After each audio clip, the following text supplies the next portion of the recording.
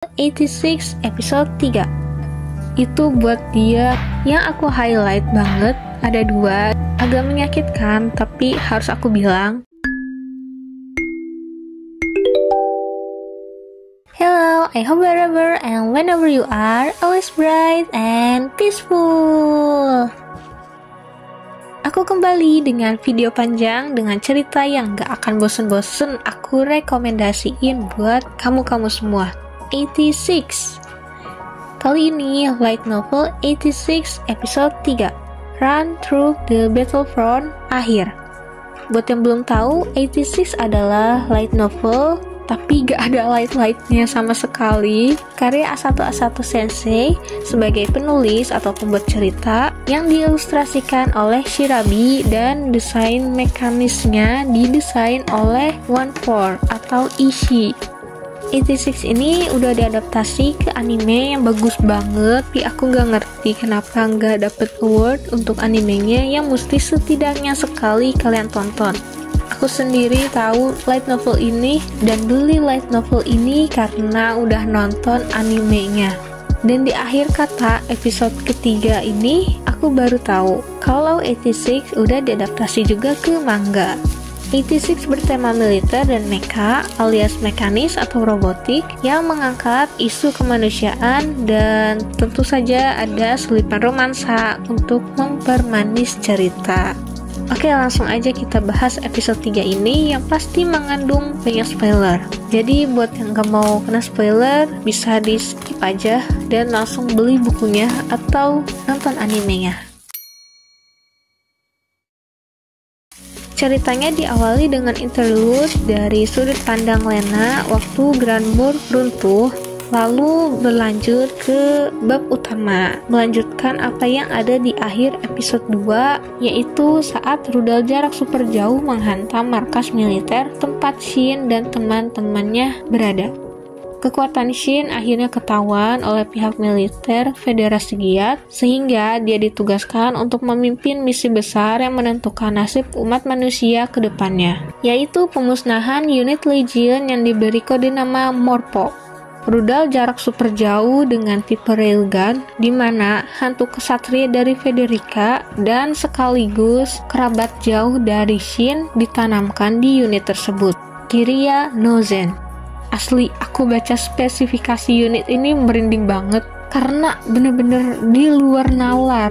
Untung nggak ada di dunia nyata ya, walaupun aslinya ini terinspirasi dari senjata waktu Perang Dunia II.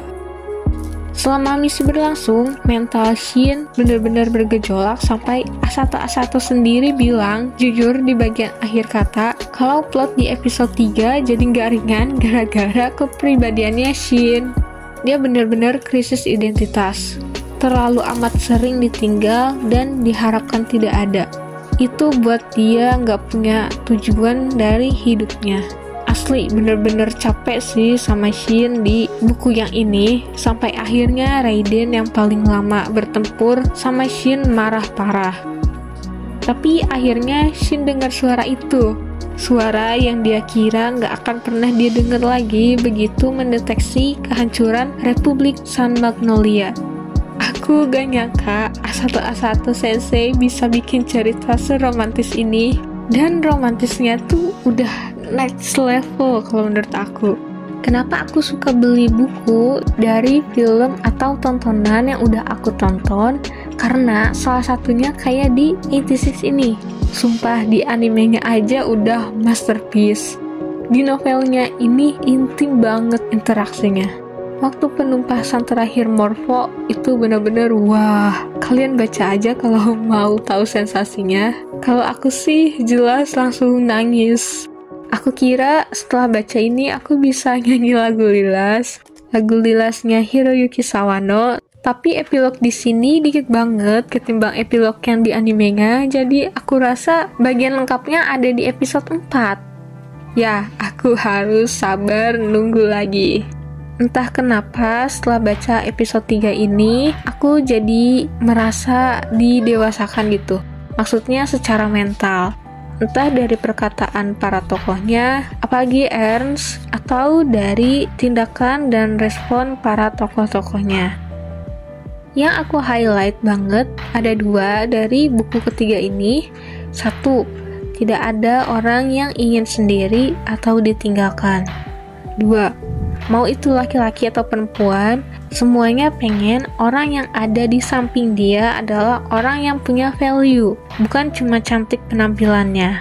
Kayak Shin yang akhirnya mengakui Lena sebagai orang yang bisa dia percaya, sampai-sampai nyusul Shin ke destinasi berikutnya.